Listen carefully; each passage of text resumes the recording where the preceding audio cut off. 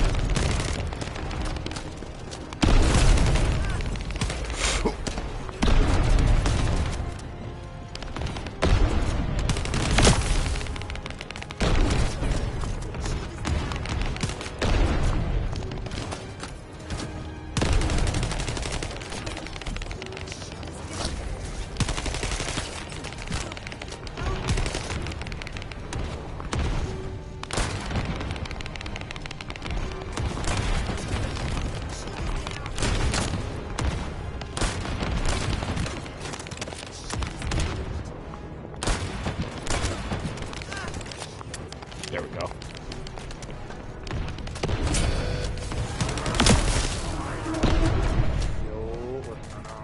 What's good, Caesar?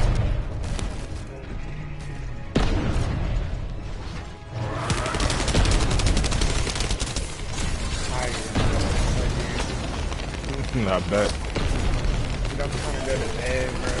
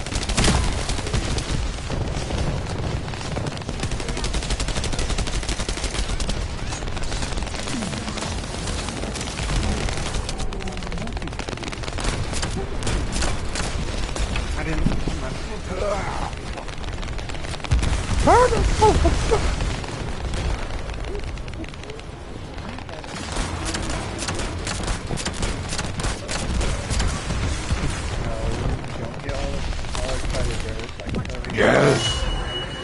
Finally. Been wanting to fight this bastard for a while.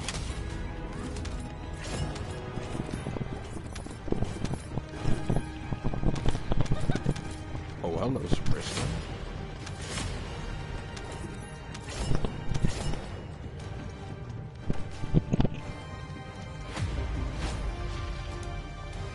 What's this? Ooh, clay. He's the cutest pup. Ooh, ooh.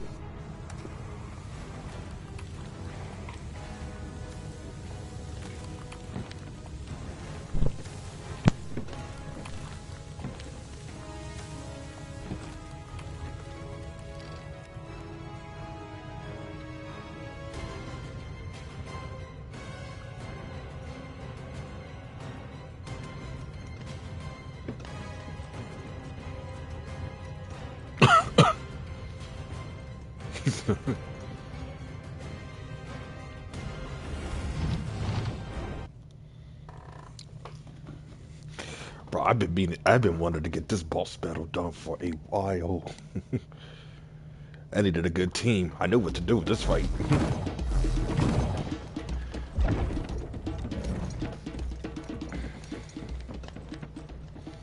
I got mad at the business today. Oh, really? Yeah, I've been needing to get like more work and all that stuff, because being a technician's cool and all that, but I'm noticing that it kind of wrecks your body a fuck ton when you get older. And even my back is starting to hurt now. And everything. Like labor's pretty fun, but at the same time, like because I love doing outside things. I'm an outside person. Right. But sheesh. And then I got mad at this company because they were hiring, or the online things that they were hiring, and then I spent 20 minutes just to drive out there, and then they're like, "Oh yeah, that's not, we're not hiring," and the Indeed thing actually, like, we're not doing that, and I was like, alright, I just fucking wasted all my fucking money. And then I talked to the manager. I was like, yeah, dude. I'm like, I'm not gonna do anything. I'm not gonna say anything about your company. But at the same time, I'm not gonna acknowledge you guys because you know you guys are not on top of shit. Like if you guys don't have any fucking interviews, don't put it on your fucking website. So Right. I don't know. It was just a bad day today, and I was like, fuck yeah, I'm going home. I'm not talking to this loser. No, that's I would understandable. I would have been fine, if they had a phone number on the fucking website that I could call, but they didn't. I, my only choice was to go and hope that they were hiring, and they weren't. Mm. And it was a pretty good job. It was like being one of the food drivers for cheap food for different restaurants and all that stuff, and like I was a very good fucking fit, like probably better than like half the motherfuckers over there. And I also know more about business than they do. So it's like, fuck. But I'm not complaining too much. I still get money and shit, so it's not a big deal. Yeah, I feel you on that. Oh, excuse me. And even if I don't get any new jobs, I could just do small jobs, do stuff for other people that weren't.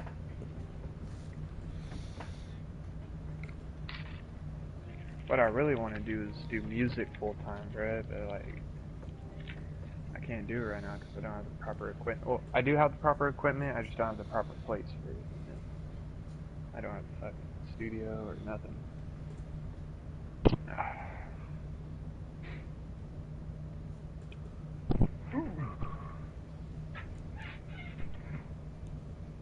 Hey, tell them about my beats. Oh yeah, Hank Hill got some what's that? Self-made beats. Hell yeah. Tell him to put it in the Discord and I'll check it out. Say See what put he it in got. the Discord. I'll check it out, Hank. Oh yeah. I'm always down to help, YouTubers and small creators get up there. Well, not me, of course, because I'm not ready, but, other people, fuck yeah. So down to give them content and all that.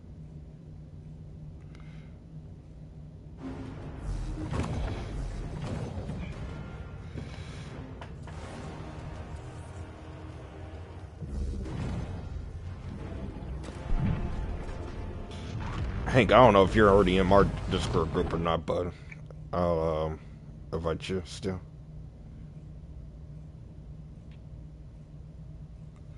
I'm You pretty could sure go he to is. my, you could definitely go to my YouTube and put in his YouTube from there too, as well. I don't mind that. I let people put links and all that stuff in my YouTube. It's fine. Except for bad ones, I check the links first before I let anyone put links in there. But yeah, I just think that's stupid that other YouTubers are like, oh, you can't shadow your channel on my channel. I'm like, I don't give a fuck. Shout your shit. Put it in the fucking chat. At the end of the day, who's getting me views? You are. So I need to give something back. Shoot. Right. He said tell him it's under general. Alright. Yeah, his General. Discord name is Light Assassin, so you should see it in the Discord. Okay. Cool. Yeah, I think I have my phone up right now.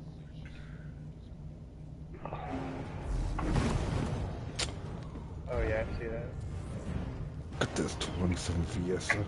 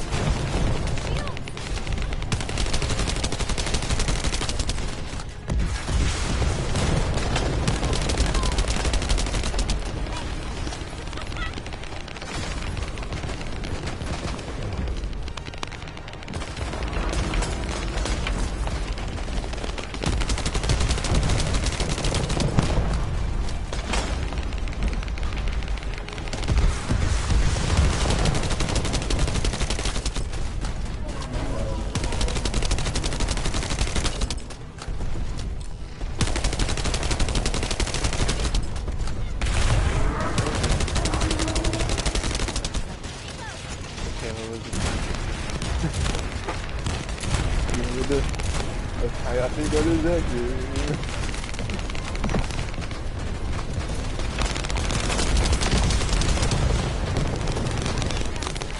Yeah, I'm on Ben last too, right? I'm on Ben last.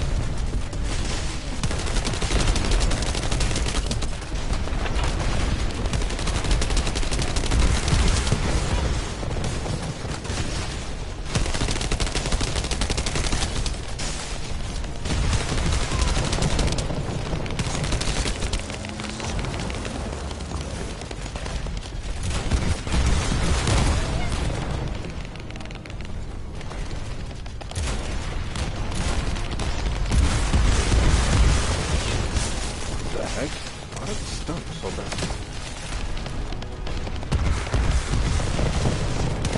Oh yeah, tell Light Assassin to follow CJ the Turtle on Bandland.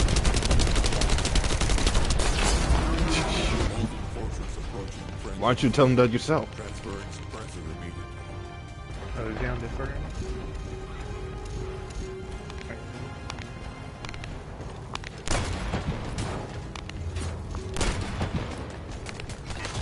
There we go.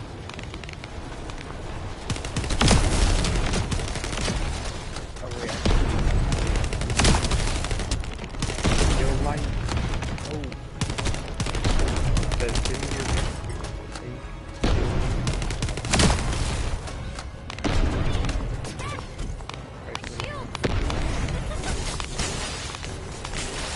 Damn,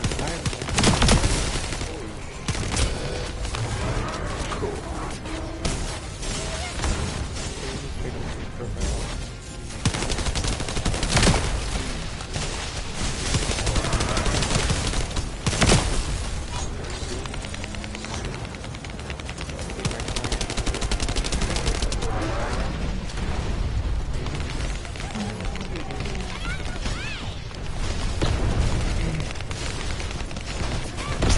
Oh,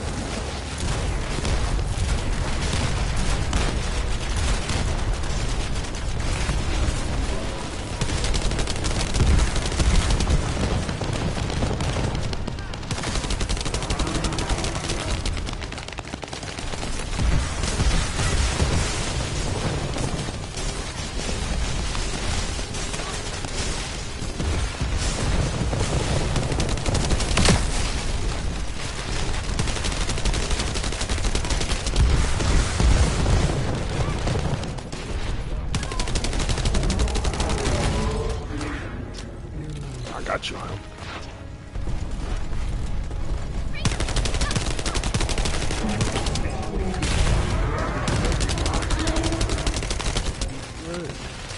and we have no only two followers.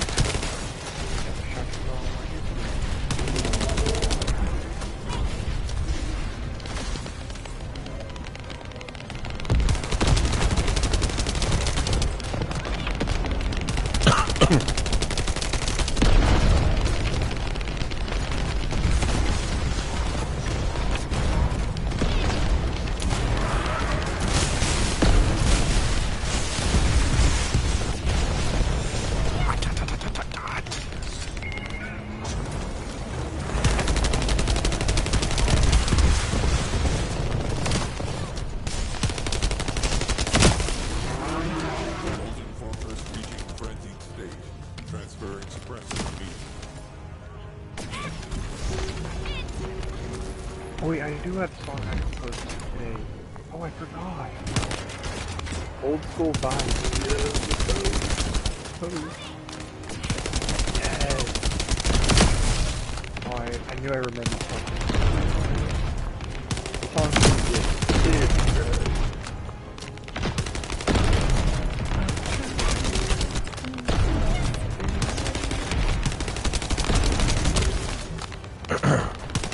I geek out over my own music, bro. I'm fucking weird.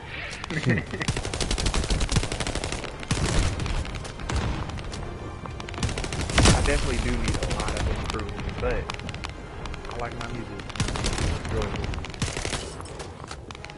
I sometimes listen to it in the car when I'm like going places. I'm like, I'm jamming out in the car. I'm like, wait, who made this song? Oh, right. It's you. Like, yo, you so good.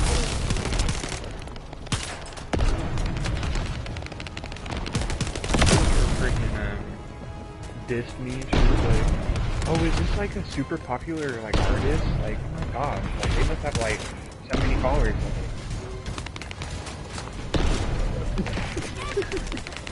Oh, come on. I was like, "That's me." She was like, "Oh shit." Like what?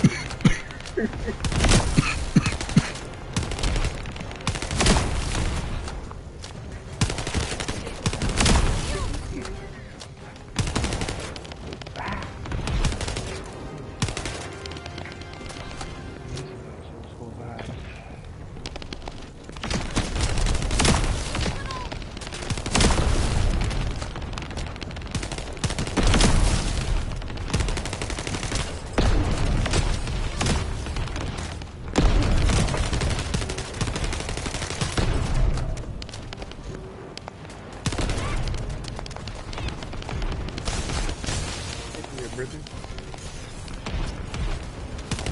Okay, so you can't hear me.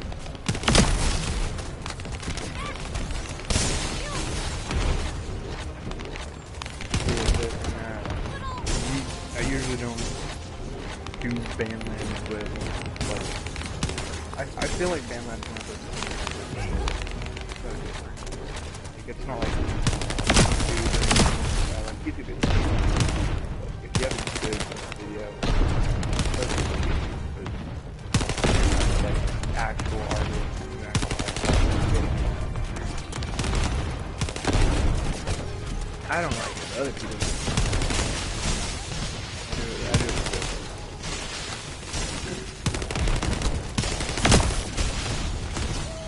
Hey bro, check some of my Bandland.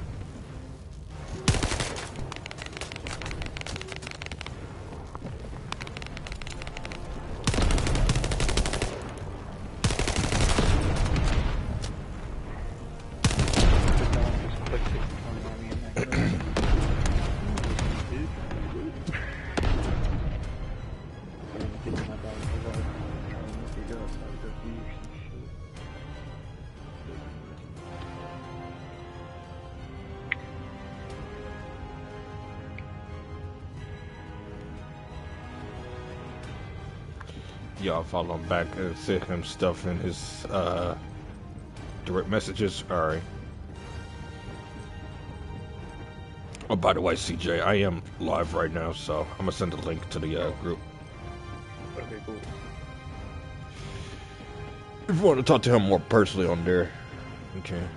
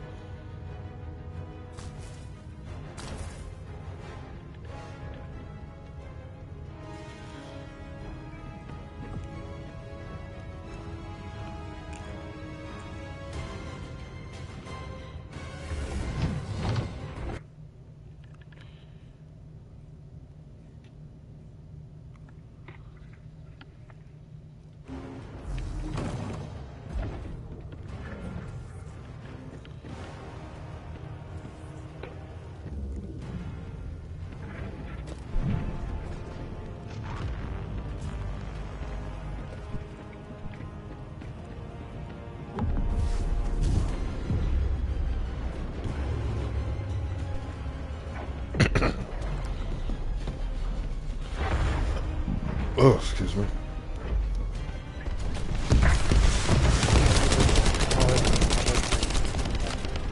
Talk with you.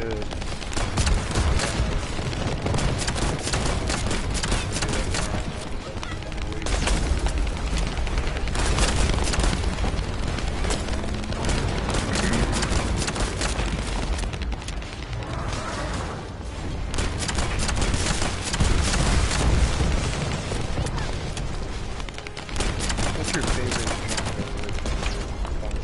You said my favorite genre or what? Of music? Like, what's your favorite genre of music? Not too picky, but I guess jazz would probably be it. Yeah, I got a few with that was like the first one I did. But I did very funny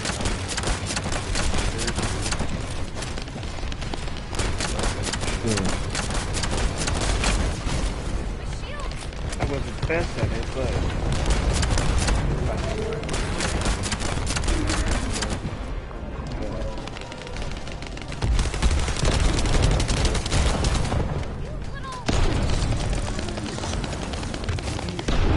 Damn, I dodged that too late.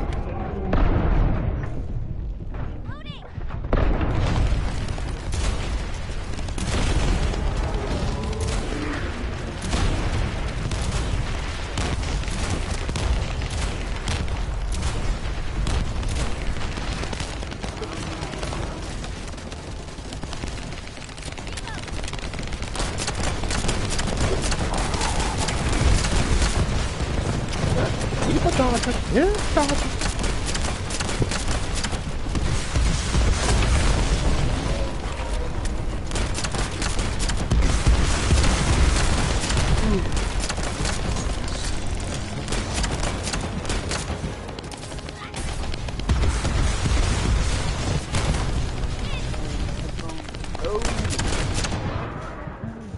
Fortress approaching frenzied state.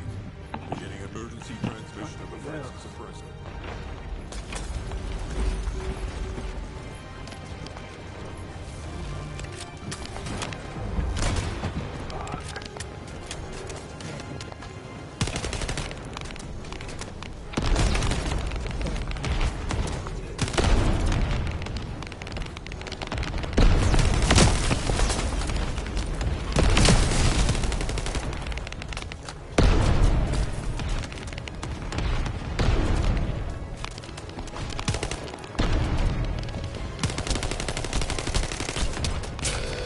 Thank goodness these guys know what they're doing with this boss.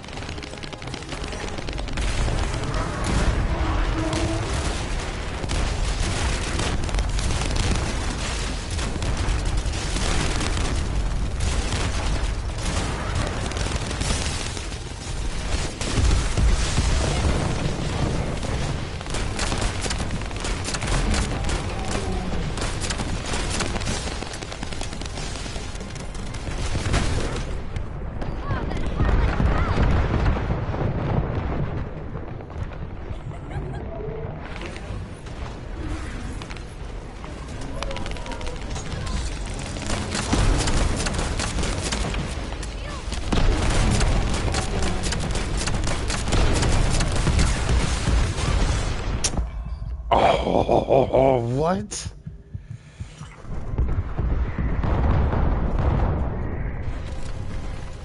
You. Oh, shoot.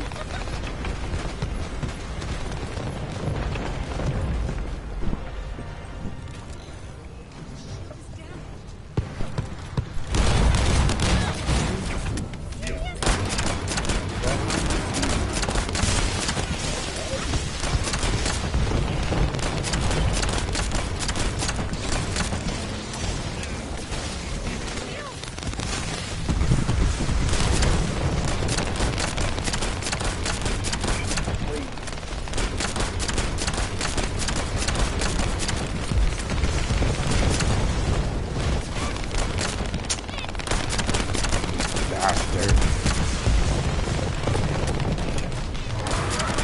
Opposing fortress reaching frenzied state. Transferring suppressor. Yeah, I get it, I get it.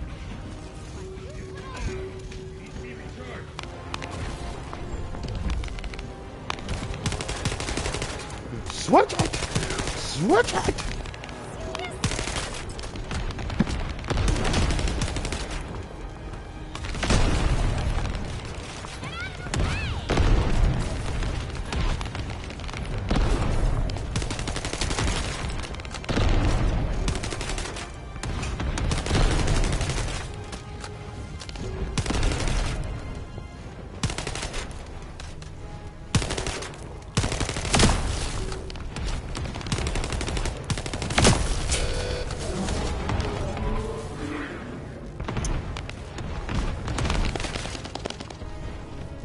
Rockles, you got it.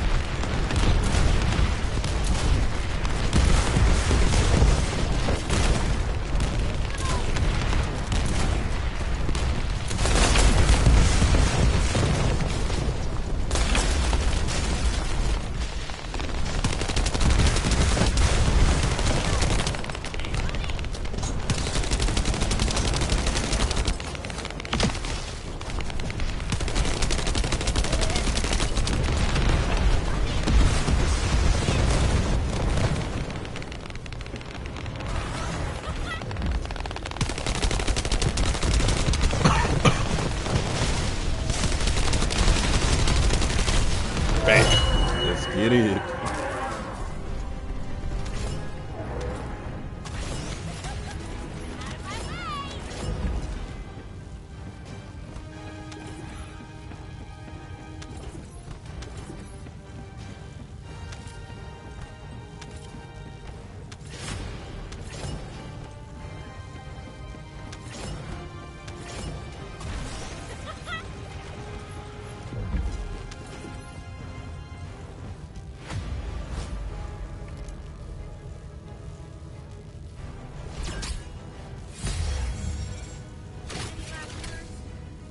That's disappointing.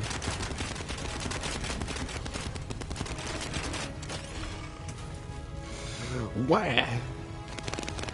I didn't get the thing I want, but yeah. You win some, you lose some.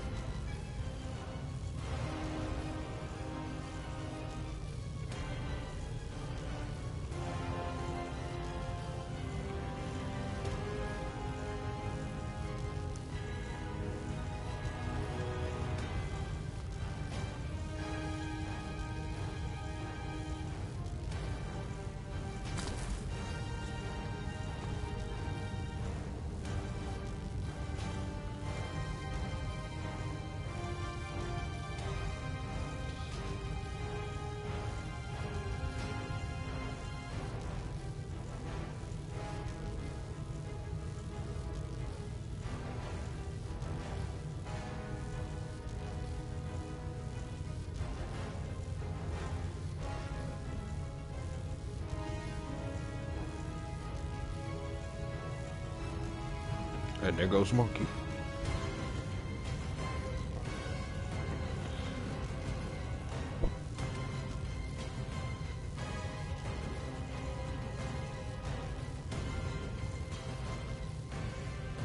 Oh, sorry, doing the matchmaking.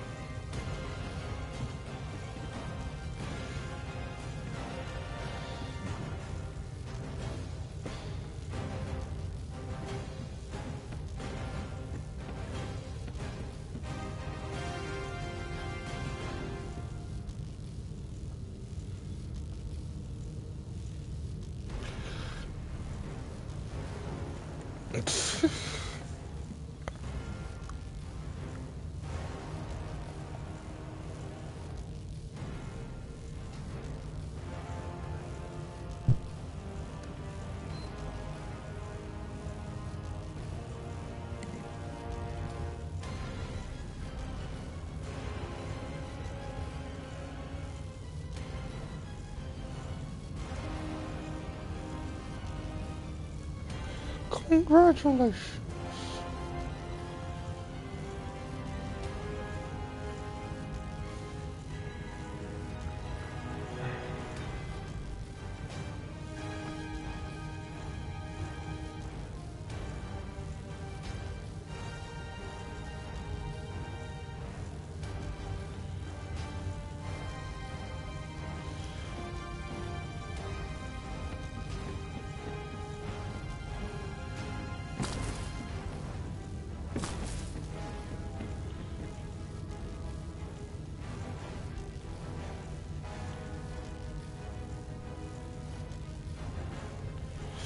I'm ready. I just realized, bro, my generation is fucked when we grow up. Why, man? Like, thank you, generation. Why you gotta be like that? For real, bro. Like, shit. We were the ones who fucked it up too. Like, we were like the last stand, and then we just were like, we don't give a fuck anymore. I wouldn't say that entirely. I say it's more so the fact that, like, we had it, we just didn't have a good way to manage it, because what was passed down to us, what's I say? What was passed down to us was also sabotaged by who, you know, passed it. Ah, crap! I'm trying to make sense. Basically, previous generation passed down, you know, their knowledge to us. We try to take that knowledge and we try to turn it into something different, but at the same time we get criticized for it. And this is where we at with it, I guess, to some substantial standpoint. It's kind of like, why give us a gift if you're going to criticize it, basically. You passed us the mental, but apparently we're not doing the mental right. But look what's happened with the new generation, because the new generation ain't doing any better. Right. Yeah, they kind of fucked those kids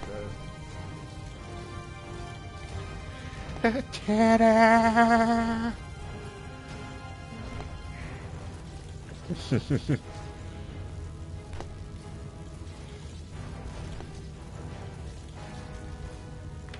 But I'll keep on saying this, bro, until, you know, the day that I'm gone. Shoot, if I ever, get money to where I can't even count, like, in my head, it's like above, I'm fucking putting it straight into the new generation and shit. Right.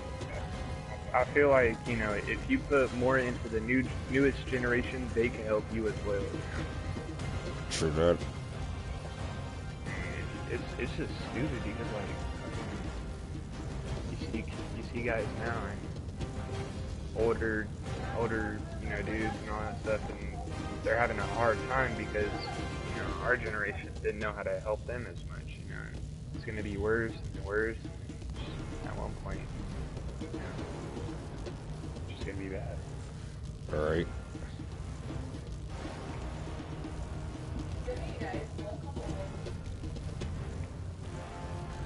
But I think that's why there's such a change going on right now too. Like, shoot, I feel like this, this new generation is definitely gonna step it up. We'll see. Because this whole new generation's got a lot of wokeness and other stuff.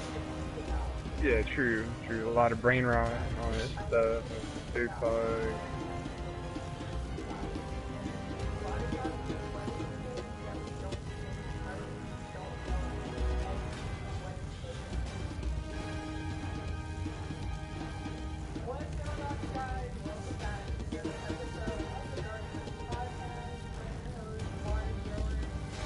We were supposed to be the better ones. We're supposed to be good. I thought we were the chosen ones. You were supposed to be the chosen one.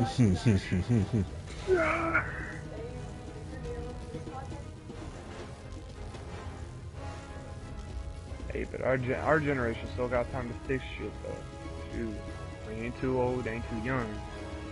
Kind of in the middle.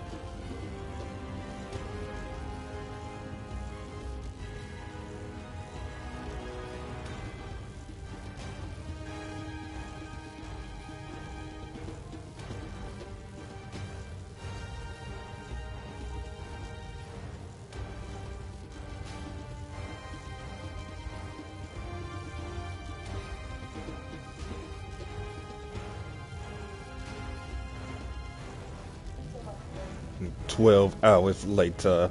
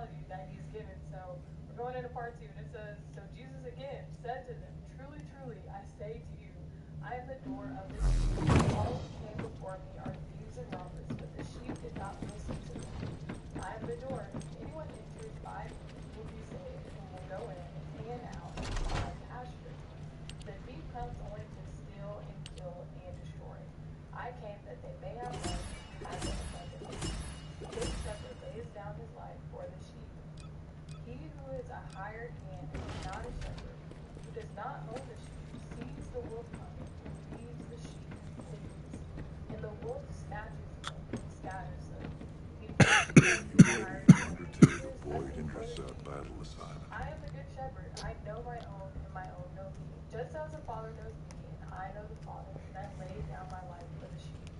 And I have other sheep that are not of this fold. I must bring them also, and they will listen to my voice. So So there will be he's one weak flock against and one shepherd. For this reason, the Father loves me, because I lay down my life, and that I may let's see. take it up again. He's weak No one takes against it from me, fire. but I lay it down. I Accessibility almost is fully. I have alright, authority to lay so it if I down, and I do have authority go to against take it gluten, I up need to bring again. in left. This charge I have received from my Father. So I'm going to stop there. That whole passage, though, is extremely just so important and such a beautiful depiction of God's love for us and Jesus' love for us as the Good Shepherd and as we are his sheep. And as I was thinking through that passage, a couple of questions that just kind of popped in my mind that I want you to really think about for a second. Number one being, do you truly trust God? And that Oh, question excuse me. seems so easy to answer with our mouths, but I really want you to think about, do you really trust God with your life? And what does that look like in your actions? The next one being, do you rely on Him? Do you actually rely on God when you're in different moments, not just when you're in trouble, but when things are going good? Do you rely on God? Or do you find other things to rely on, other things to boost you up, other things to give you a source of confidence or foundation? Do you really rely on God? The next one being, if He says, follow me, how far will you go with Him? And I think that's an important thing to think about because we say we want to follow after God, but a lot of us will only go but so far. So I want you to ask yourself, how far are you willing to go? What is often seen as your breaking point? What is often seen as up? That might be too embarrassing, or up that may be too frightening, or up that's too far, God. I don't know if I can be going towards that direction with you. What is that point in your life where you find yourself saying, I don't know if I can go that far with God? Another question, are you humble enough to let Him lead you? And I think this question is a really big one because we admire and say that God is our shepherd and we're his sheep, but I think a lot of times we Huh? want to go our own way and we want to No, I don't think so. wander off and do our own thing. We keep saying God is our shepherd, but He's over here directing the flock and we're over there doing our own thing. So are you humble enough to walk down the pathway that God is leading you down, even if you don't know where it's going? And the last question being, are you willing to let other people in? And this question is really going into the fact of, are we having a judgmental spirit? Are we seeing somebody who's an outsider who God's saying, I want this person, I want you all a part of my family, a part of one flock. I want to be one shepherd and one flock. And at the time, he was really talking about the separation between the Jews and the Gentiles and how Jesus came Ooh. to redeem that and reconcile that. But a lot of the Jews were having a hard time with that transition. Some were accepting of it, others were not fully able to grasp that concept. But I need to find it. Jesus I is need to saying, figure out I want you a guys to body fully build because the be one I all currently have my as of right children, all now, under my kingdom, and all it in could be one more, flock. but So the the question module is, capacity. do you find yourself kind of judging other people as God is saying, I want you to constantly keep bringing people in who may have different backgrounds than you, who may not fully believe in the faith, or if they are, you're still trying to change habits. Are you inviting, or are you just staying off in your clique, in your kind of little comfortable church bubble, and not being able to fully unite with others around you, saying, no, God is calling you to be a part of this family? So as we think about all of those questions, there's more that I want to kind of highlight on each one, but I really want us to evaluate this overall picture of what it looks like to be dependent on God and fully trust in Him. And I started thinking about all the different little things that I just put my trust in. I don't really just ponder of, oh, is this going to work? Is this going to actually be dependable today? Like, 9 times out of 10, my alarm clock is something that I just depend on to either wake me up or my phone. I'm just thinking that whenever I open my phone, it's gonna work. Or even down to a chair. I don't know the last time I've sat in a chair and just not really thought about like, oh, this is gonna uphold me. And I can find myself being so 100% sure for the most part that certain things that I use in my day to day life are going to be dependable. And when they're not, I don't know if you've ever sat in a chair that has broken or legs fallen off, or you're like, whoa, that was way too wobbly and undependable. Or your phone, you clicked on it and your phone is not working anymore. and you're shocked. You're like, I cannot believe my phone's not working right now. It's been so dependable. I need to use this every single day. All this stuff that we may not really think twice about, it's fully going to be dependable or not. Yet, when it comes down to God, the God who is giving I'll the breath figure in out a my proper lungs, bill the for God some of who is these. putting up the sun every day and letting it set every day, the God who is running this whole entire universe, then I still find myself questioning if God is dependable or not. And I really had to evaluate, like, yeah, I'm just talking about stuff, but we really do put a lot of hope and a lot of trust and a lot of dependency on things without even thinking twice about it. Yet when it comes down to asking someone if they actually trust God or really thinking about if you trust God or you're depending on God for day-to-day things, then we oftentimes start questioning, is God fully trustworthy? Should I really put my hope into this? And the question, or the answer to that question is yes. God is the most trustworthy, dependable source that we could ever have. He is the source. He is the definition of dependency. And we are created for that. We are a creation created by a creator. And so it Oh, goes that's what hand he's in doing. hand, All just right. like a sheep and a shepherd. And the more that you're able to walk into that role of saying, God, I value you as a shepherd, and I trust that wherever you're taking me is worth me following after, then we start to find ourselves If walking it's with so new much more research, peace throughout I'm every listening. single journey. We found ourselves being able to have more joy because we're not trying to go veer off in our own direction or go try to figure things out in our own way, but we're able to be dependent on a shepherd. And honestly, too, humility thing of recognizing that I only we're got just sheep, one thing for that Valby we're so just far. God's children, and that we don't know better than God. It says in His Word that His ways Are there are any higher, weapons? His thoughts Any are other higher than weapons our ways and our that? thoughts. So when you find yourself questioning, is this really going to work? Looks like Is this Divine going to Punisher might be work? one of my closest. Then I want you to think about the character and the nature of who God is, because a lot of times we question things that we don't fully trust because we don't know the essence of what it's made of. And when you learn more about who God is, the easier it gets for you to just depend on Him and trust in Him without questioning. Because you're not sitting here second guessing, who is God? Is He trustworthy? Is He worth me putting my faith and my dependency in? Or should I just trust in my own self, or trust in this group of people more, or trust in these things to give me satisfaction, success, and really safety?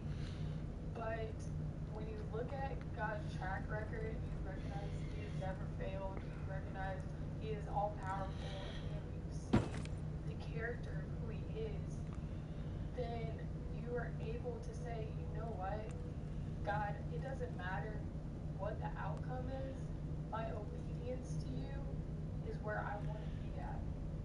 And because I trust you, this outcome can go north, south, east, or west, no matter where we end up. I know that if I'm right next to you, Imagine being close to that is getting the going to be Lepic, the best place for me. but I'm missing And that two is other something that parts I at really least. want us to be able to grasp and hold on to, because we're going to need something during just these times where just the years are unfolding. I feel like a lot of things are happening in our society, in our culture, and a lot of people are going to start clinging to things that they're trying to find dependable. Okay, They're going so to start how clinging close to are you? things that they're trying to find some type of safety in, some type of hope in, some type of security in. And my plea with you guys is, as you're growing in Christ, then trust in His nature, trust in His character, and trust that He'll never lead you astray. And I really had to fully kind of just take a step back and ask myself those questions that I was asking you guys of, am I willing to follow a good shepherd? And my heart says yes, my mouth says yes, but that also has to come with my actions from day to day. And so sometimes we need to build ourselves up in the Word so that when different temptations or when different things come, we're not having to question, we're not having to wonder, we're not having to figure out, well, is this going to be worth it for my faith this time? Because it's easy when things are easy, but it gets more real and hard when things get disciples as they're walking through with Jesus throughout his entire journey of his entire ministry, and they're seeing like each time the closer it gets to Jesus' death, then things are getting a little bit more difficult. Like he's performing miracles, but now there's all this controversy behind him, and things start to get more difficult because we live in a world that does not fully want to accept who Christ is. However, we all know that when something gets darker, then that light shines brighter. And God is calling you to be a light, the salt of the earth, being a light. Don't put it under a bowl, don't put it underneath something, but let that light be able to shine. And so I want you guys to really have a full trust, a full dependency on God, and not trying to figure out how to do things in your own strength and in your own way, but really following and saying, God is worth my trust. He has never failed, and his character and his nature is so Acquisition good, chance so good, 20%. that he's worth putting all my faith in. And yet the amount of And times I've as been we trying. circle from just that idea of dependency and trust, then I think Wait, to a humility has to acquisition come with chances that. is 100. And I know I talked about this a second ago, Okay, but really seeing that noted. your sheep, he is the shepherd. But it's this idea of I may not know what's best even for myself, yet alone for other people, yet alone for all these different plans. So I'm able to submit that to a Wait, God. I where's know I can make plans, but it says many are the plans of man's heart. This is in Proverbs. But the Lord's purpose will let's prevail. see the And you can Haven have mission plans, you can have monster. ideas, but really know that if you're putting that in God's hands, So I've done everything then else, the I guess, outcome because it's is based off of perfect. the previous Things aren't story. going to prevail. That is what's going to be So hey the goes best. And hard, that's the what I Haven, set and the as my priority. And walking in mystery end. humility is not just you trying to lead God, saying, I have God That around should my all side, give I me can to go, get the you go character wherever much I quicker, go. but It's saying, no, I go wherever he goes. And God may give you the gift of leadership, the gift of being able to speak into others, pour into others, do all these different things where you are being able to kind of shepherd over a group of people that God's given you. But it is so important that as we maybe lead other people or pour in, that we recognize we're still sheep and we have to submit to a shepherd. Because if not, we're just going to be leading people down in our own opinions, in our own ways, and that is how we find ourselves being a lot more divided than what we ever should be. But if we're all under the humility of who God is, of his word, okay, then so we'll it's all not be the working on level. one accord because we're all serving the same God, the same master, and being able to recognize he's the ultimate shepherd. And we need to know our role as sheep. So keeping that in mind, I also want you guys to think about how loved you are.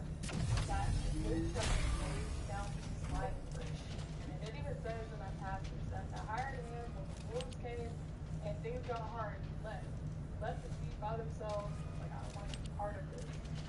And I want us to think about how much love God has to offer us, but how many times we try to find love in all the wrong places, or we put our hope in all the wrong people, or we put our hope in all the wrong things, thinking that they're going to offer us the same amount of love, the same amount of safety, the same amount of security in return. But when things get rough, and I just heard somebody say this, but like, money is not going to necessarily fix your anxiety. Money is not necessarily going to fix like your depression, or the other way around. Like, people are not going to fill a void that only God can fulfill.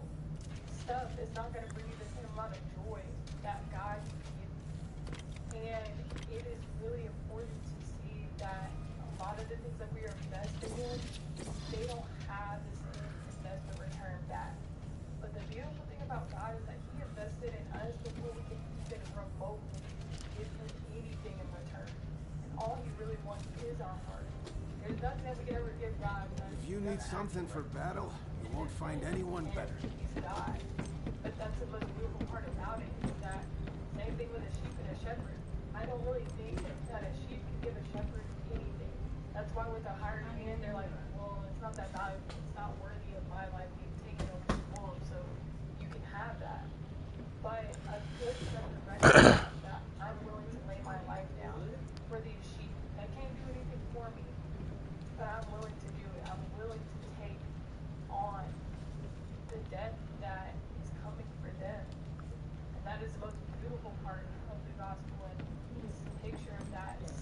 I didn't even know you gave me the because leadership seeing position. how much Jesus loves you, not just you This is the, yeah, as a that's whole, not just the me. whole bunch of Christians, not just all these people who are doing good things, but he loves you specifically. Like Jesus died on the cross for you, and not the perfect version of you, not the saved version of you, not the healed and better version of you, the most broken, tattered, messed up, worst version that you could ever be to Jesus and say, I want to invest in you. I want to pour my life out for you with nothing in return. And so that is such a great feeling, honestly, but a great truth and reality that we have to hold on to see that we serve a God. And this points back to what I was talking about with his character, who loves us. He is full of love, full of compassion, full of grace. And I think that is what we can recognize and say, man, God is worth following. He's worth me losing my life for. He's worth so much more than what I could ever give him. And that is what gives us the motivation and the drive and the passion to be able to say, I want to follow after you, God. But it also helps us to have the discipline and the consistency and just being able to say, okay, even on the hard days, even on the days where it doesn't make sense, that I'm still going to follow after you.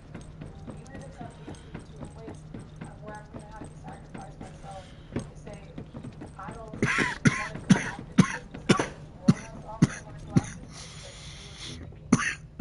And sometimes from day to day, whether that's a spiritual sacrifice or there's a lot of people in other places that are actually physically having to say, if I believe in Jesus, I know my life is in physical danger. That is a big pill to swallow, but when we recognize that God is so worth our lives because he gave it to us first, he gave us his life first. And so with that, I think recognizing how loved you are, seeing the humility in it, then being like, man, I get to be dependent on God. I get to trust God. It can really change your perception of what it looks like to truly follow after him. So my encouragement to you guys is truly get to know God's voice, because it says, my sheep know my voice and they follow after it. And I think when we go Wait, through what's the difficult next one? times Complete where all it feels mystery more difficult to trust infiltration. God because of What's it? Complete all what's going mystery on, and infiltrating we have operation. to know that we can still hear God's voice. No matter what the circumstances look like around us, then we can follow after that. It's kind of like Marco Polo, where God is saying, like, can you hear me? And we're able to respond back. It says a stranger's voice they don't follow, but mine, they know, and they will follow after it. And so knowing God's voice is so incredibly important, especially when we feel like I can't see God. God, I can't see what you're doing. I don't understand what's going on. I don't know what I should do next. I don't know what my next steps are. It says in Psalms 23, even though I walk down the valley of the shadow of death, I will fear no evil because you are with me. Your rod and your staff, they comfort me in the presence of my enemies. So maybe you're going through that part of the journey in your life, or maybe you've been like, my whole life feels like this dark valley. Know God's voice. If you can't see what is going on around you, if you don't know what's taking place, know his voice and be like, okay, God, I cannot understand what's going on, but I hear you and I'm following after that. And I think that is going to really be able to anchor us in a lot of different ways. And how to know God's voice, yeah, God may not talk to you audibly. I won't say that he doesn't, but I know for me that's not been like a, oh, God's coming down and talking to me in some like loud audible voice, but really diving into his word, reading his word out loud, hearing the Holy Spirit. The Holy Spirit really will deposit different things in you, and he will speak to us in different ways. But the number one way to know God's voice is really reading his word. It's like knowing an author who wrote a book. So the more you read the book, the more you know the heart of the author. And ask God to help you to understand it. There's different parts of the Bible I'm still like, this doesn't always make sense to me. But the Bible's so far above me, like maybe the clouds is upside down where God is like, love your enemies, turn the other cheek, learn how to forgive. Like, society does not really preach a whole lot of that. It says get revenge, get that kind of anointing. So really asking God to just display his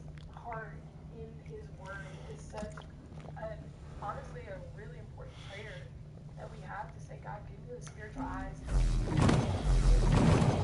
Hear this as I speak your word out loud. Open to hear your voice in it. Then recognize too that the people Executive Officer Nell here. Commence mission to recapture the old business.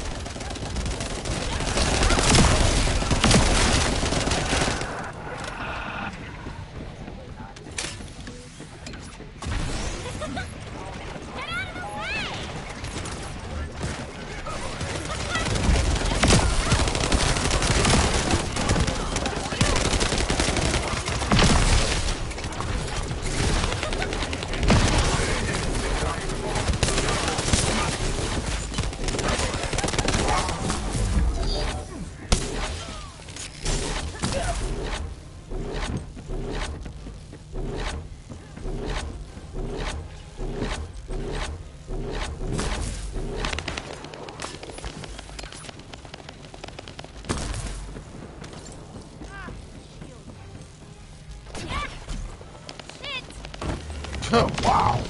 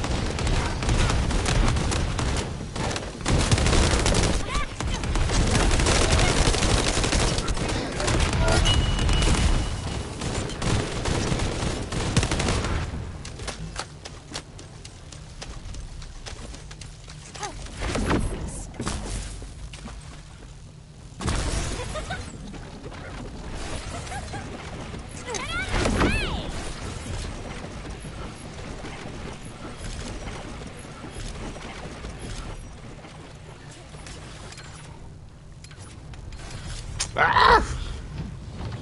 Didn't I have enough momentum for that?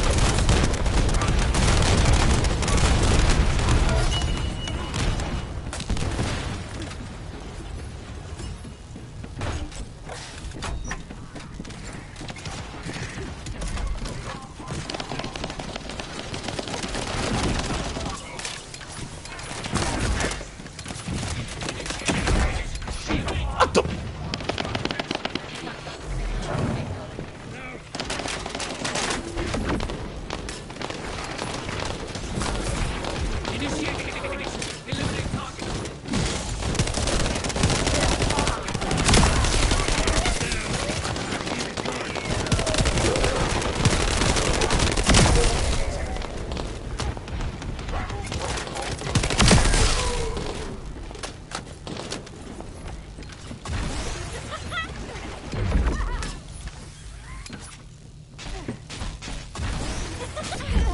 shield, damn it. Can I get up?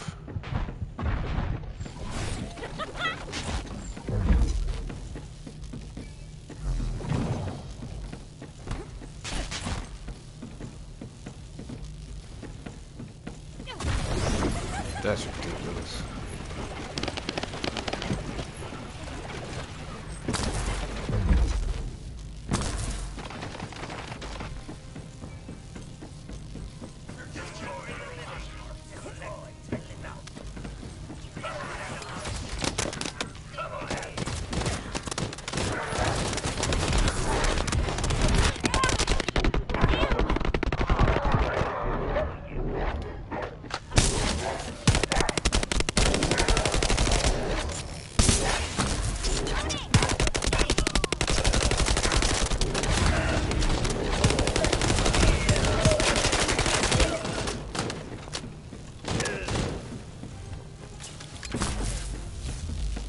Wait a minute. London Mike is Lucy's dad?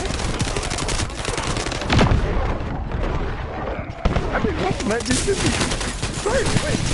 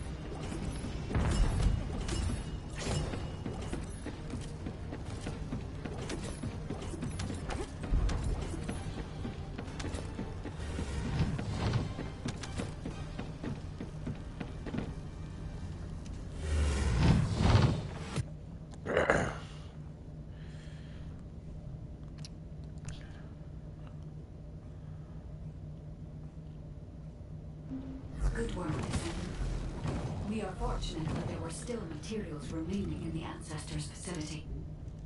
It's time to create the inversion circulation device. I'll share what I've discovered so far.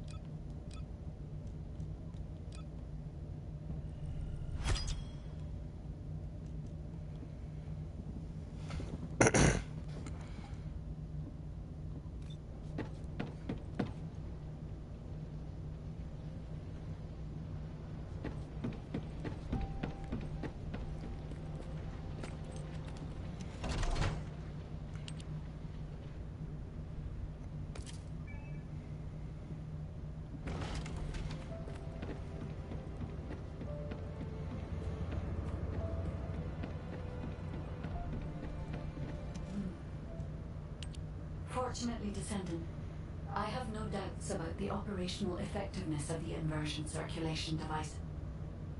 The device will be enough to filter the inversion energy infused within a Descendant's arcade. The design is highly refined and can be fully constructed using the Ancestors' materials. Once again, I find myself astonished by the technology of the Ancestors. If I had unrestricted access to every part of the Ancestors' database, I know humanity could enter a new age of technological progress. Humankind could become the new Ancestors. If this happened, we could find the Iron Hearts much faster. Guide, we can't rely entirely on tech. What the Descendants need now isn't technology, but power. Kyle.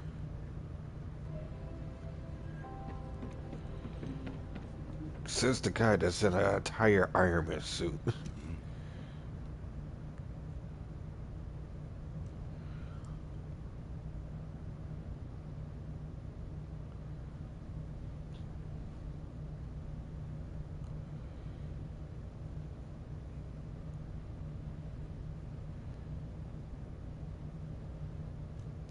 Let me get straight to the point, Guide.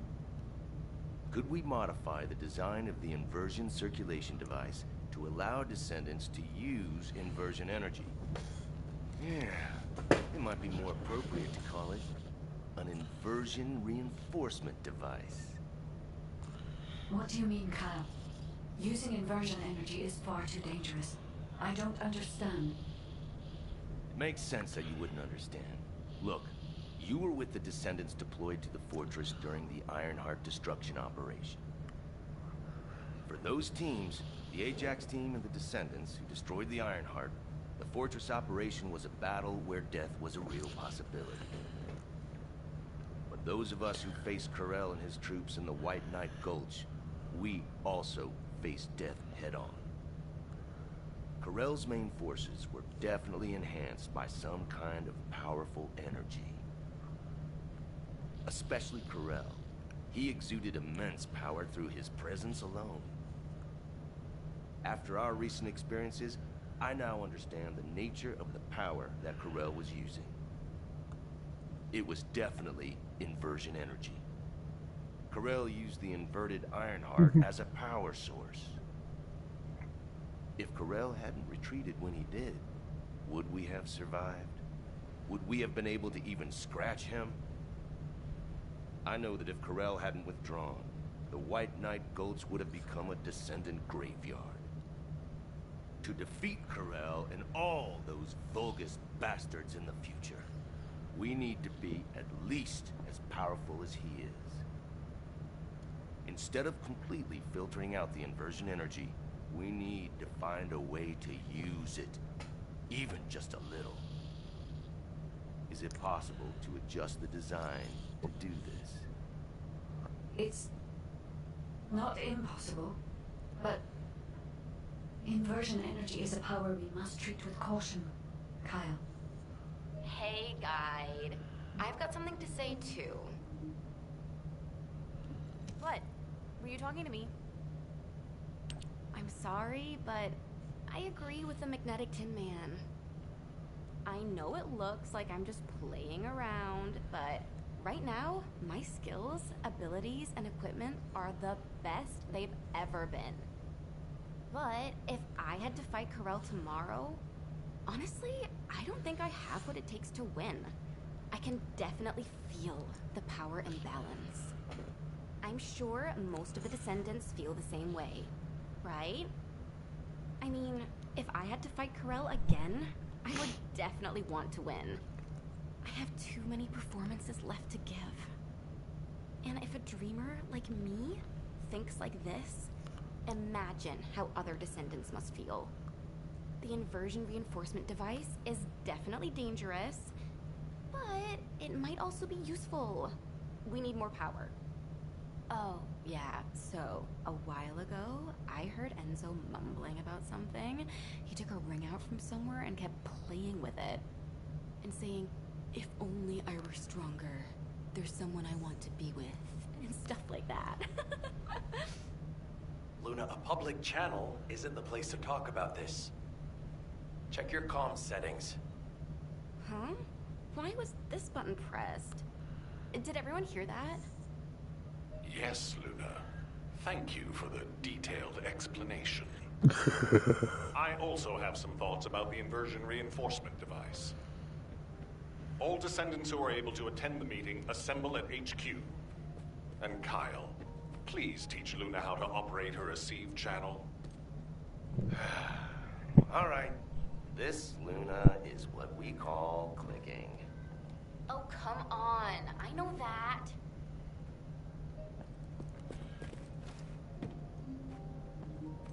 The success of this operation will lead us to victory. We have been closely monitoring this situation since the Descendants began experiencing symptoms.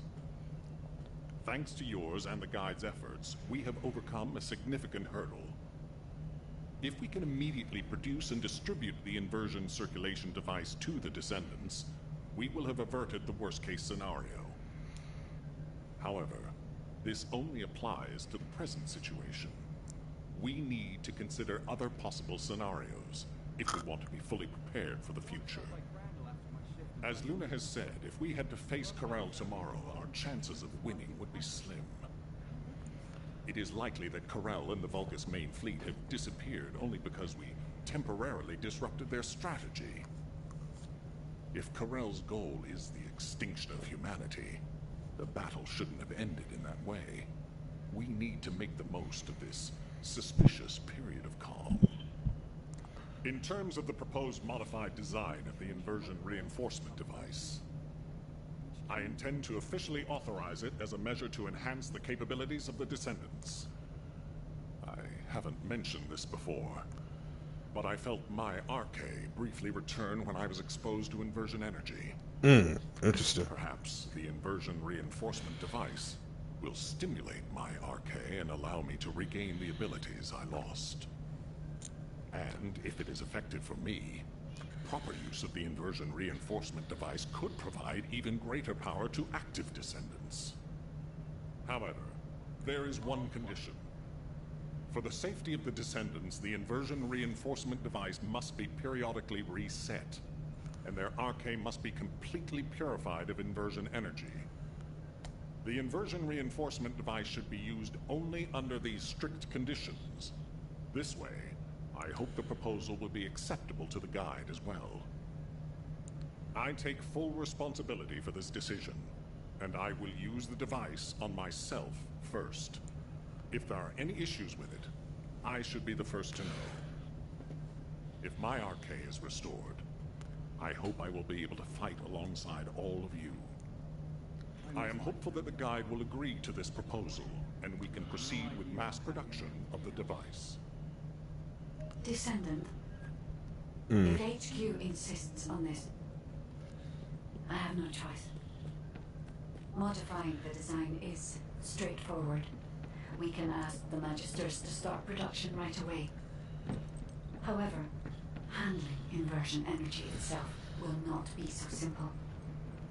I believe in humanity, but I must continue to watch over you to ensure you don't become addicted to such powerful forces.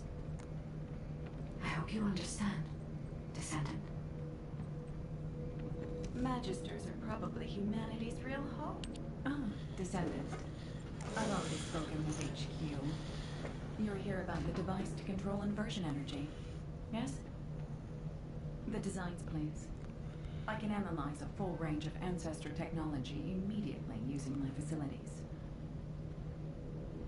Let's see what secrets these reveal.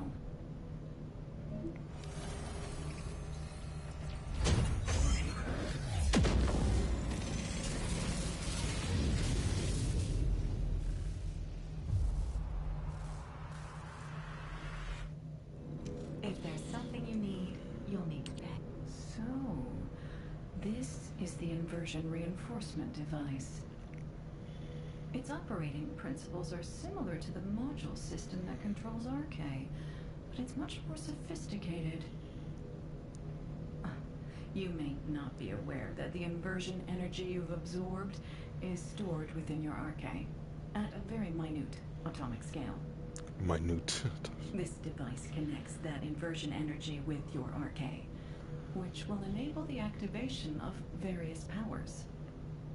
The more Ironheart particles that are absorbed, the greater the power that can be provided by the inversion energy. The Ancestors' technology never ceases to amaze me. This device is intriguing. HQ said that all inversion reinforcement devices should be periodically reset, didn't they? An excellent decision. That should both provide protection for the Descendants and allow me more time to study this device in depth. After the next reset, come and find me.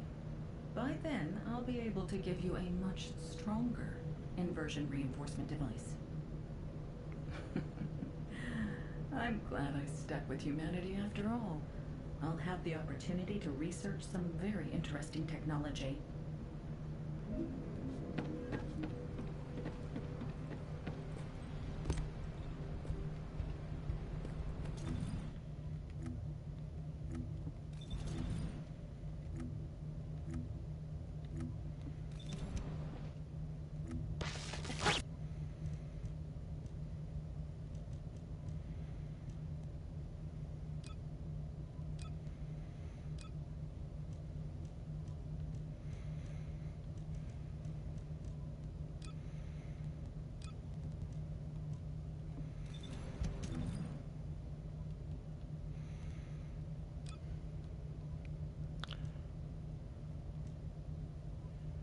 Oh, so this is what this is.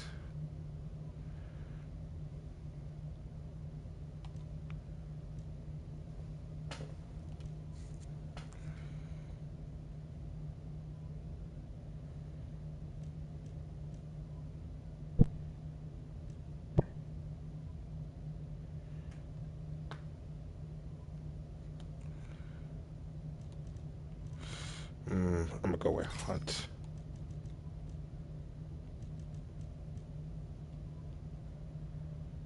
Commencing inversion energy amplification.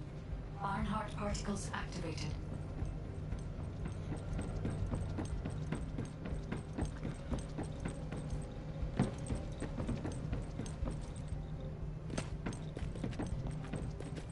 Alright, folks, I'm gonna head out. All right. Good.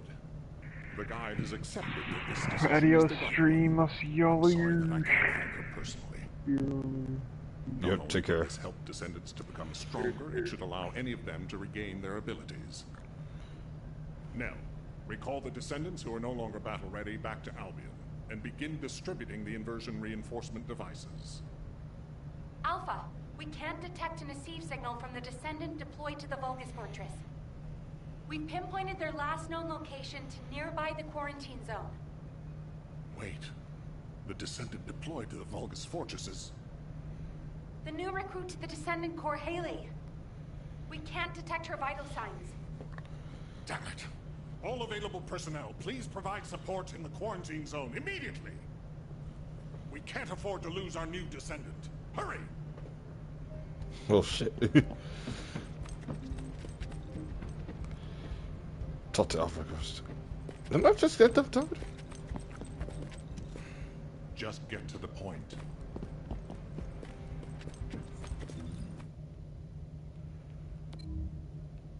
Quarantine zone. That's.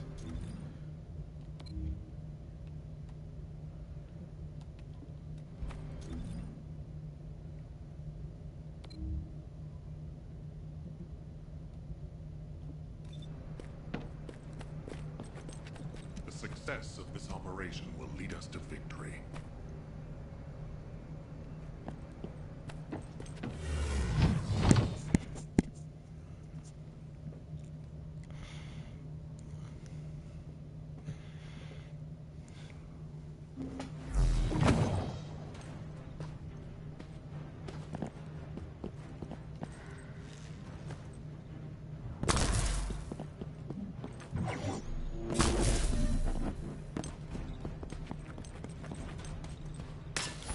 Descendant, we're detecting inversion energy coming from the Vulgus structure. It's a type that doesn't exist in our database. Analyzing the prototype in the receive camp.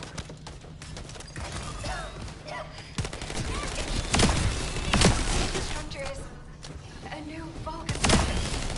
Hey! The energy, the structure is rooting out. Serious? That's what's closing off the passageway.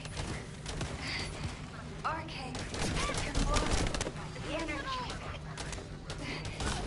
If we can find the device linked to the gate, the passage. Haley, please respond. Haley! Damn it. Listen, do you think you can neutralize the structure being described? The equipment cloning sensor appears to be transmitting signals at regular intervals. It must have a signal from the ground.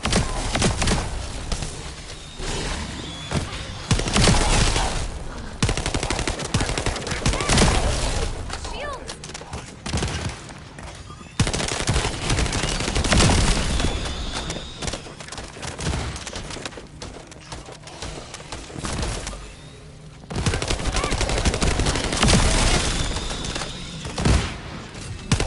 There we go.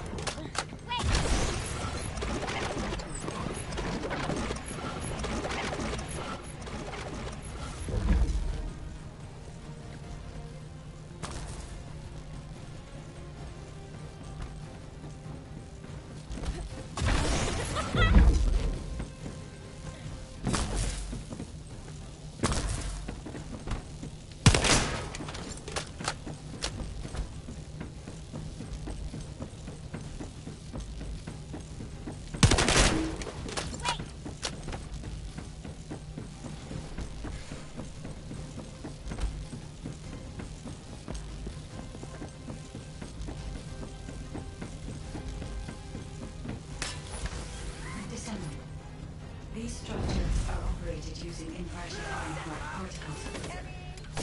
That's why Descendants can block the signal.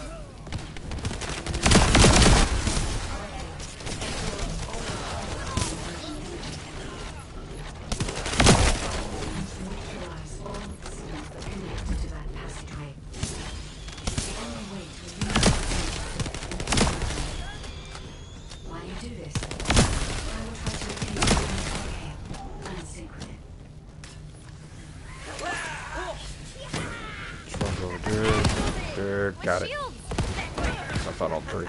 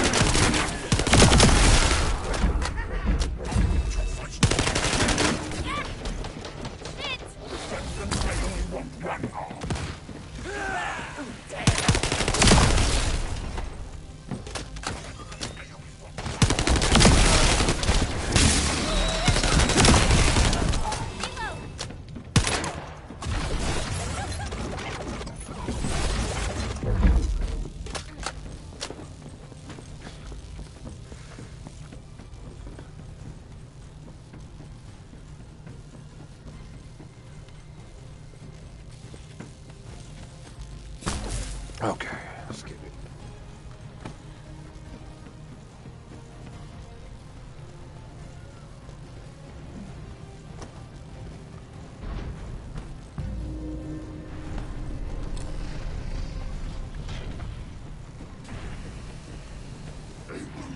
How is this possible? The Descendants have broken through the barrier of darkness. Yes. It seems the capabilities of the Iron Heart have been successfully inherited. Let us send the codex that will receive from the ruins of the fortress to the ship. I will send an escape plan.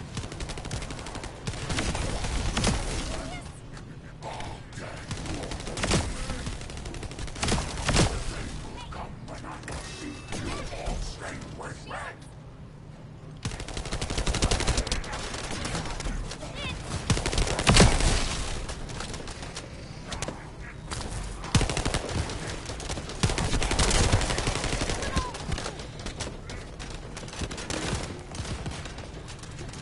Okay, how does one deal with this?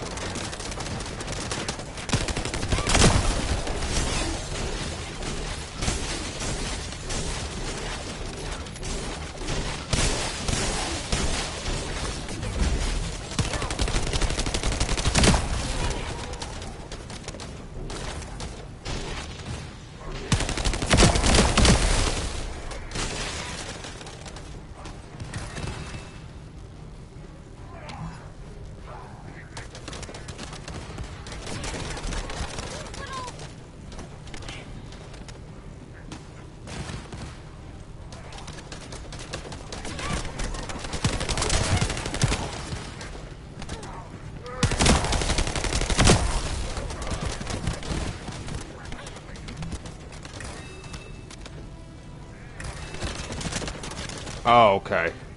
Got it. I think I got it.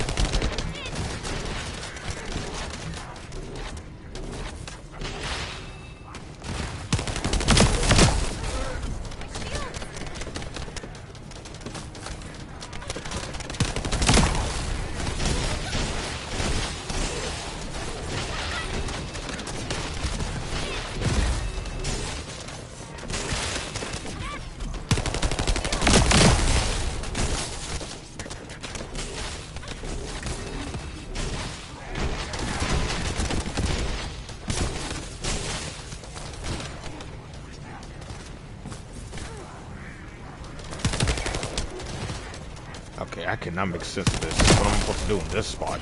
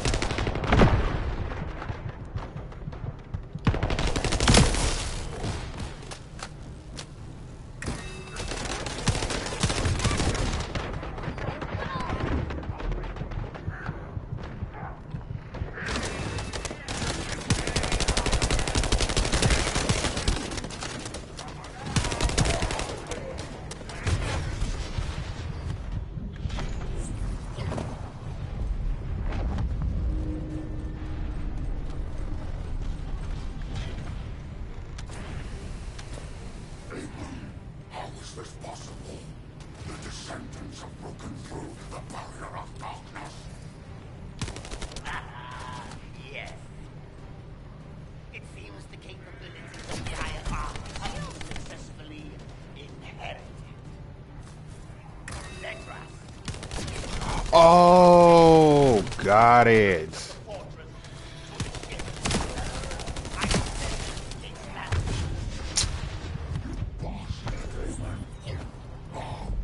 Okay, so each panel coordinates to the shield he has.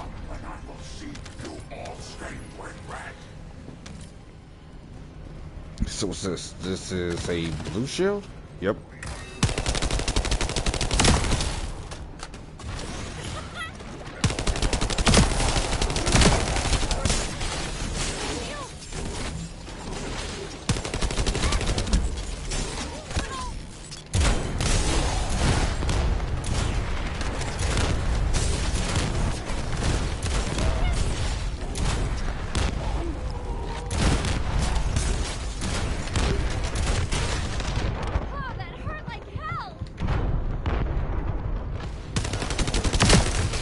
Okay, now I figure out how he works.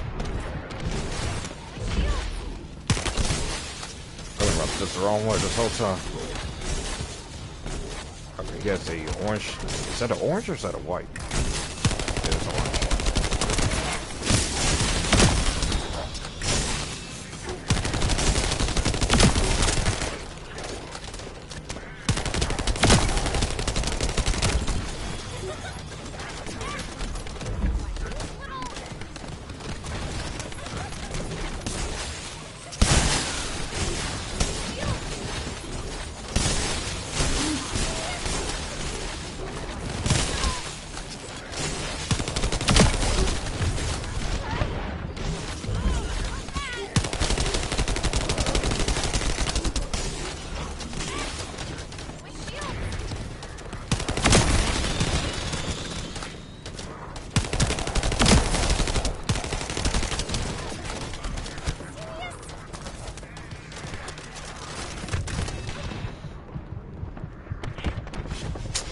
Dang.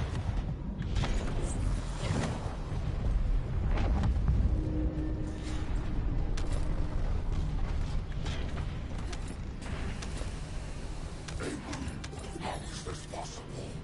The Descendants have broken through the barrier of darkness. It seems the capabilities of the IFR have been successfully inherited. Let us.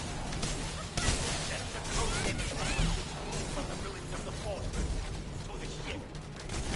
I descended a state landing. Bastard, Amen.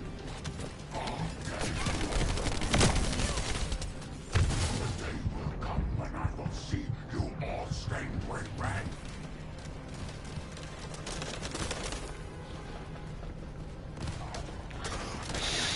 Oops.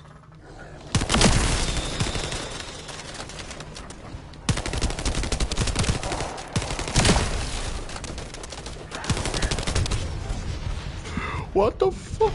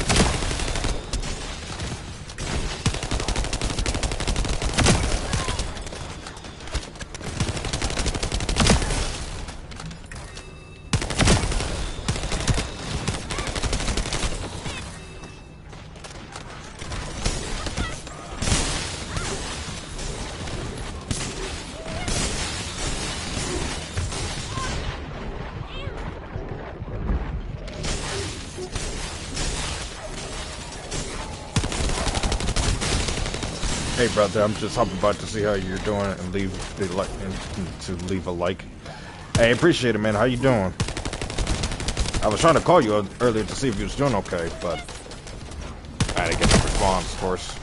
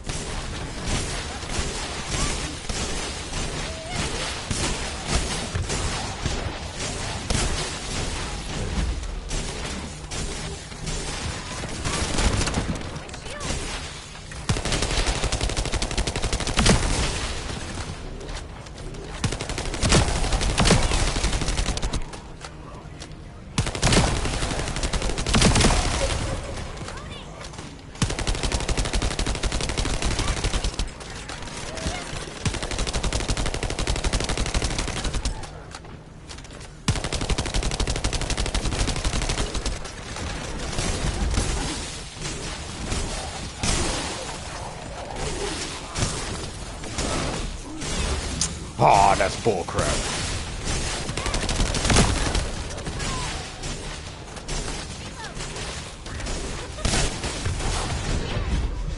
No! Ah! Wow! This game is something else.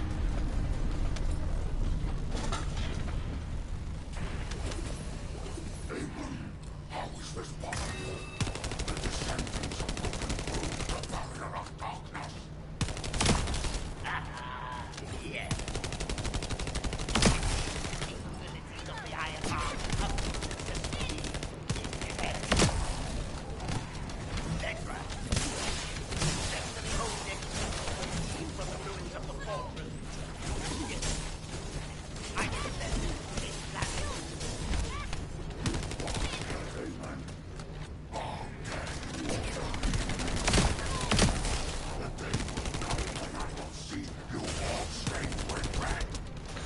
Just like the hustle to kick me out, so I'm gonna take a shower, hopefully get a little clean my mind. Right saying I can't fall asleep. Maybe tonight is just the night. I guess so. Man, I hope so. Yeah, if you ever want to talk at least, you know, call me or, you know, pop on the PlayStation every once in a while.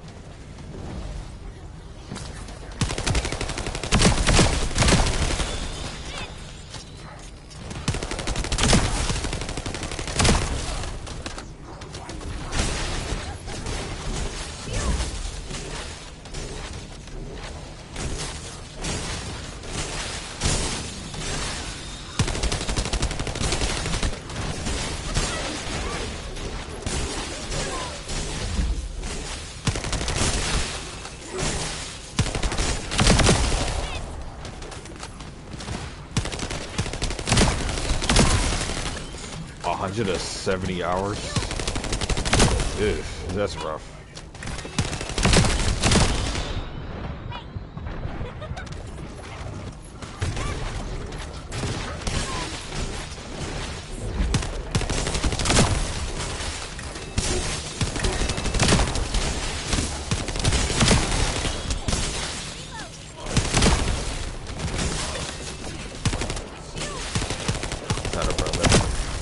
Have a good night and day. I'll try to call you tomorrow, but for now, good night. For sure.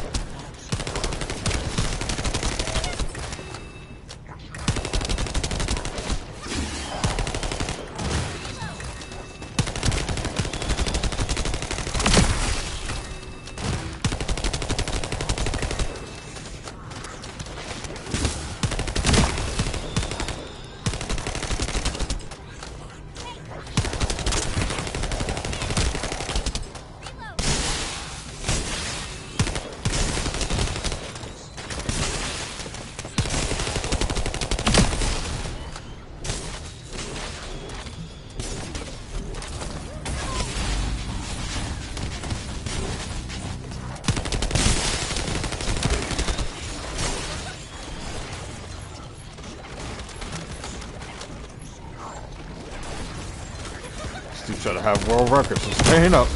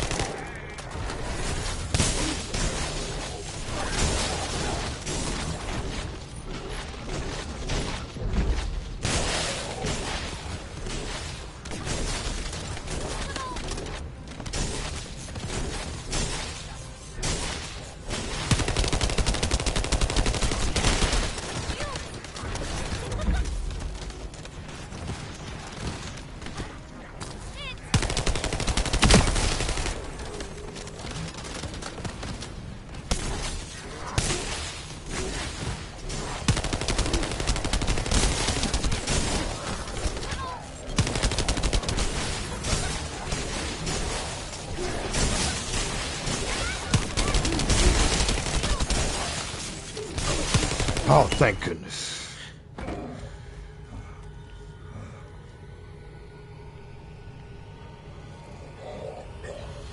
After obtaining this power, how could you use it in a place like this?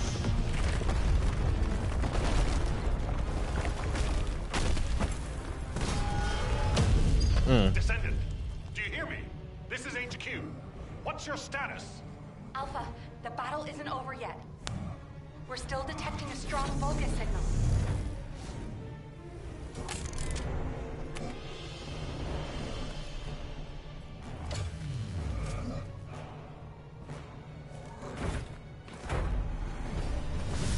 Really?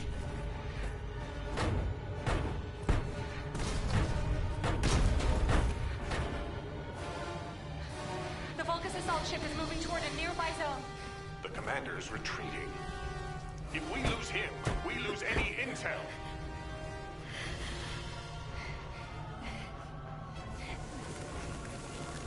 Vulgus assault ship moving toward the quarantine zone. Damn it! Are we too late?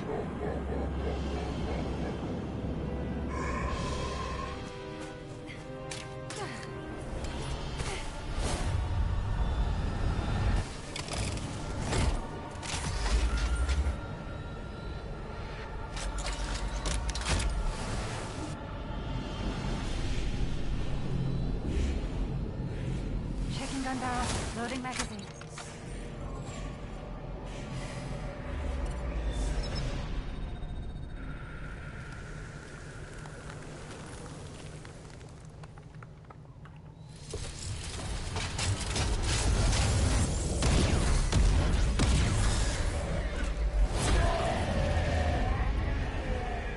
Damn.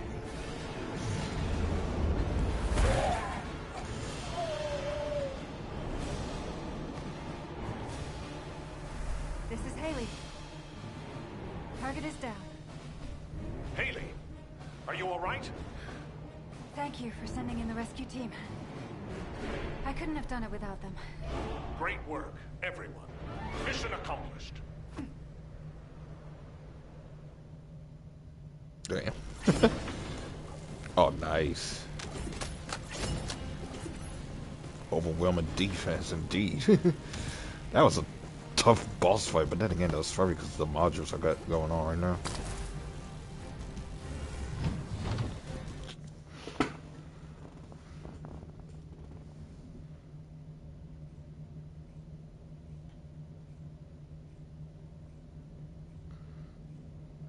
Excellent work out there, Haley, and you, Descendant. We're ready for Haley's treatment as well as your inversion reinforcement.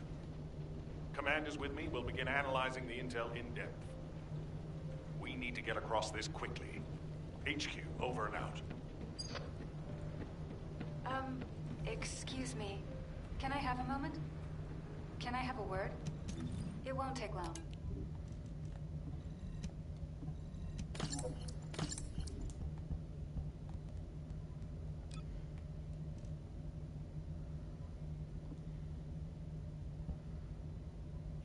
Wait, what the hell? Did doing this story actually reset my rank somehow?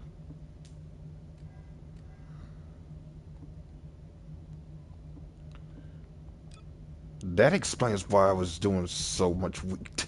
That explains why my damage was so weak. I was like, what the hell?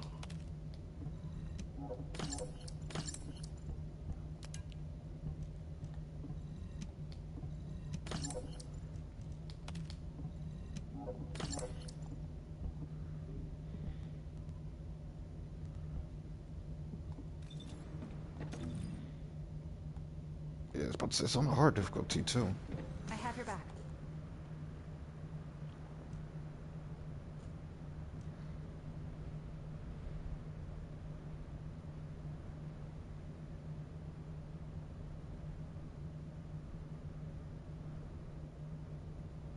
Haley, reporting for duty. I'm the newest recruit to the Descendant Corps. I appreciate your support out there. I was able to safely complete my first mission, thanks to you. I also heard that this inversion amplification process wouldn't have been possible without you and the other seniors. During the operation, I wasn't feeling well, but I didn't realize it was because of inversion energy. Anyway, the being that I can see behind you, is that the guide system? It is good to meet you, Haley.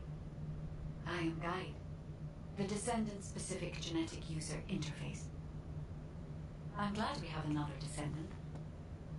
I have finished synchronizing with your arcade. I look forward to working with you. It's an honor, Guide. I look forward to working with you too. Phew. I was slightly worried that I might not be able to link with her. Like that senior whose name we won't mention. So that's a relief. Although, that person, when I was a regular soldier, he helped me out of a few tricky situations. I was really shocked when I heard that he'd committed treason. He wasn't like that when I knew him. Wait, she's talking about... But since my RK has been awakened, I am determined I will never become like him. I aim to be an honorable descendant, just like the seniors who have come before me. So, I've linked to the guide, and my inverted energy issue has been fixed as well. All that's left is for Eugen to confirm I'm fully healed. I'll concentrate on recovering as soon as possible, and get back to the front line. Hope to see you out on the battlefield soon. It won't be easy getting Eugen to sign her off as fully recovered. It'll be some time before Haley is back on the front line. Descendant, HQ has initiated an operation which requires the deployment of the Descendant Corps. When you've finished your equipment maintenance, head to HQ. I'll be ready to brief you. The guy, I mean, what's that? The character she just mentioned a while back, was that Jeremy she was referring to? I'm pretty sure it was.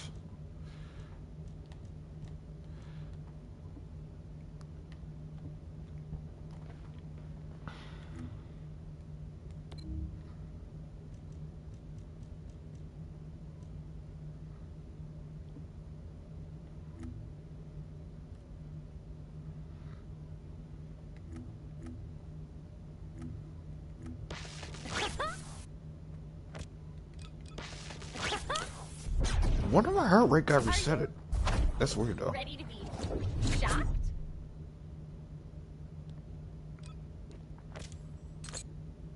It's probably because of the new story mission I'm doing.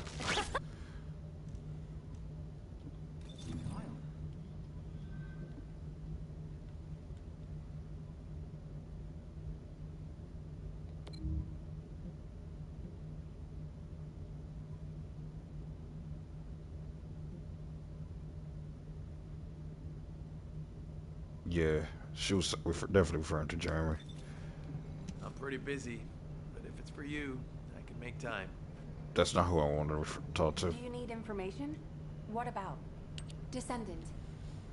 Do you remember the Vulgus commander that you and Haley encountered in the quarantine zone? While retrieving and examining the corpse of that commander, we discovered a communications log that appears to be very important.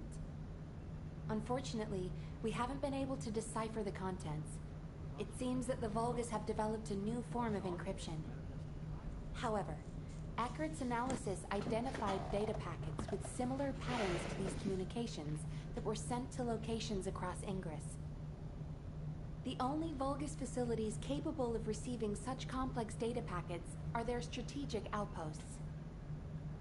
Descendant, your next operation will be to attack Vulgus strategic outposts across Ingress.